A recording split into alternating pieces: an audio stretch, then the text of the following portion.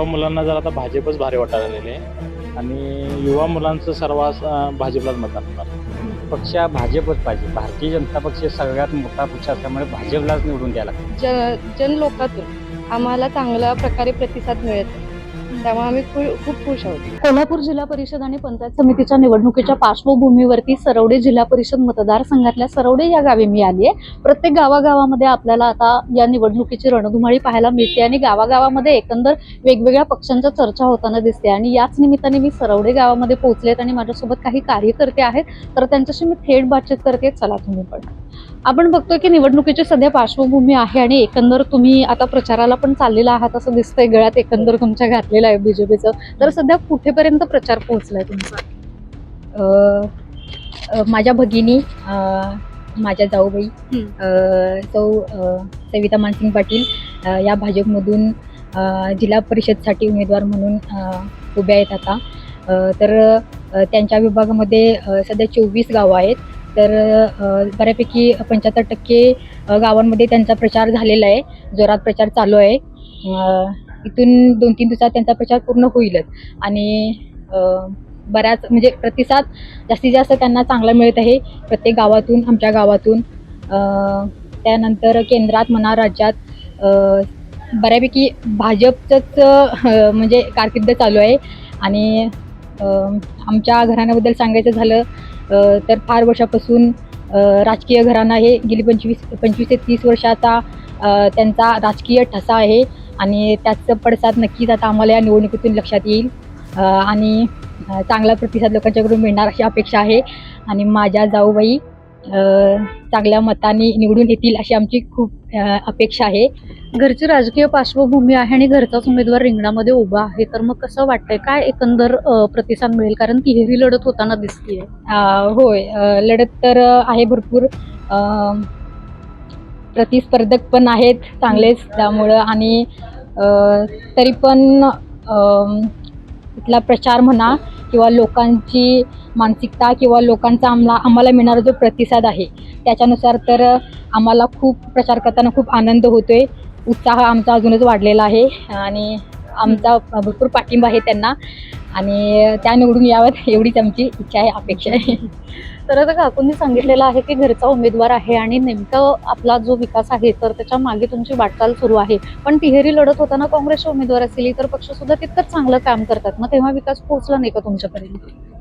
नाही पोचला असेलच, असे नाही पोचला असेलही, पण घरोघरी जो जाऊन खेडोपाड्यात गावोगावी जाऊन प्रत्येक ठिकाणी आम्ही जाऊन सांगतोय कार्य जे आमचं चालू आहे सध्या ते प्रत्येक ठिकाणी प्रत्येक पक्षानं पोचवलं असेलच असं नाही. मोदीजींनी ज्या आतापर्यंत ज्या सोयी सुविधा, शैक्षणिक मोफत शिक्षण म्हणा मुलींना, राशन मोफत, लाडकी बहीण योजना किंवा जे वयोवृद्ध पेन्शन, अशा बऱ्याच सुविधा उपलब्ध करून दिल्यात.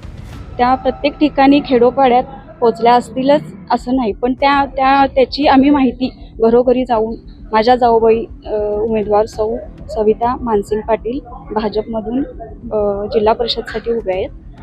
आम्ही जाऊन प्रत्येक ठिकाणी गावोगावी जाऊन घरोघरी जाऊन त्याची माहिती देतो आणि सर्वांकडून आम्हाला चांगला प्रतिसाद मिळतो अशा अपेक्षा आहे. आणि 100% खात्री आहे की माझ्या जाऊबाई सविता मानसिंग पाटील निवडून येतील. गावामध्ये कुणाचे हवा आहे, कुणाची चर्चा होताना दिसते? तसे काय नक्की सांगता येणार नाही. आम्ही कसं पहिल्यांदाच उमेदवारी आमची आहे, त्यामुळे आम्ही आमचा विजय निश्चित धरतो मानतो आणि माझी जाऊबाई यातनं चांगल्या मताने विजयी होईल अशी माझी आशा आहे, खात्री आहे.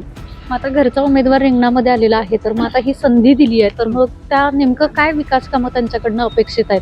म्हणजे एक स्त्री म्हणून आपण पण एक सामान्य नागरिक आहे याआधी, त्यामुळे आपल्या पण गरजा भरपूर असतात. हो, आशा आहे की आमच्या पण, आणि त्या आता जिल्हा परिषदेच्या उमेदवार आहेत त्यामुळे तिने आपल्या ज्या ह्याच्यात केंद्रामध्ये येतात गावी, त्या गावी चांगला विकास करतील अशी माझी खात्री पण आहे. आजी, तुम्ही काय सांगाल? तुमच्या सुनबाई आता या जिल्हा परिषदेच्या निवडणुकीच्या पार्श्वभूमीवरती उभ्या आहेत, काय वाटतं तुम्हाला? चांगल्या मताने निवडून येतील अशी आम्हाला आशा आहे. आमच्या मालकांनी चांगला केलता, आता इथून मुरई माझा मुलगा करील, माझी सुनबाई करील अशी आम्हाला आशा आहे.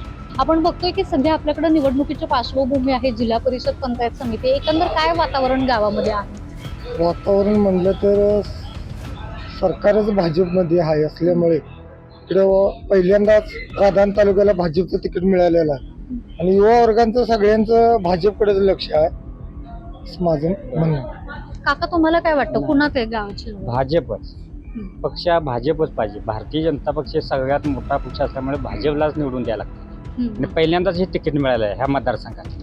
मग भारतीय जनता पार्टीलाच का निवडून द्यावं असं अहो वाटतं तो पक्ष सक्षम आहे. इतर पक्षापेक्षा भारतीय जनता पक्ष हा सगळ्यात सक्षम पक्ष आहे.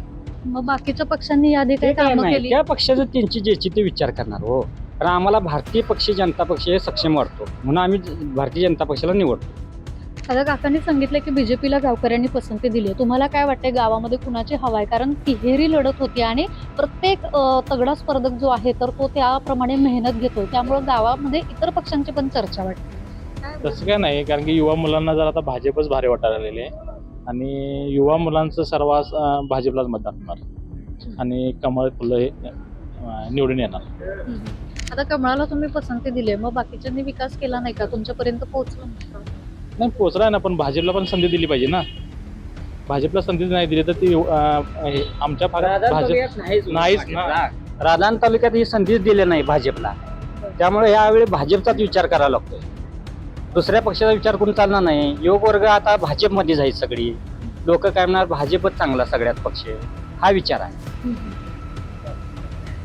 माझं काय मत आहे, सर्वसामान्य जनतेसाठी आता सर्वसामान्य लोकांना सुद्धा आमचे आता शेखर देवजी चौले हा उमेदवार युवा आहे आणि त्याला सर्वसामान्य माणसातला एक युवक चांगला आहे म्हणून आम्ही त्याला मतदान करणार.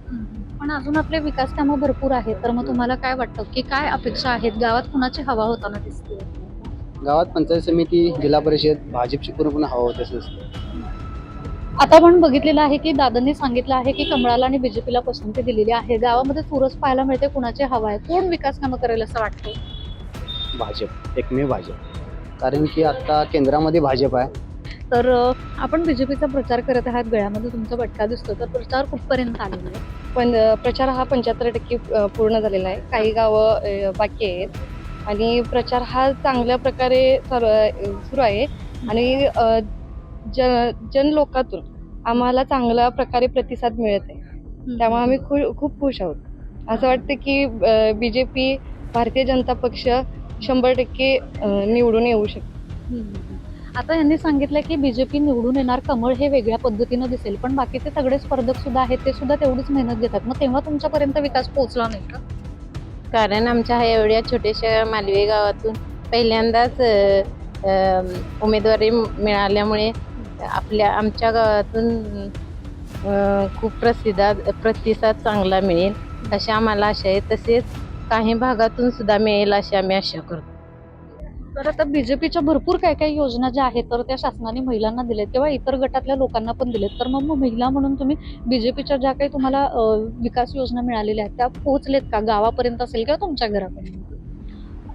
जरी 100% योजना असल्या तर त्या काही 100% गावापर्यंत पोहोचल्या असतील आहेत, पण एखाद्या सामान्य घरात पण काय सांगता येत नाही काय पोहोचले काय.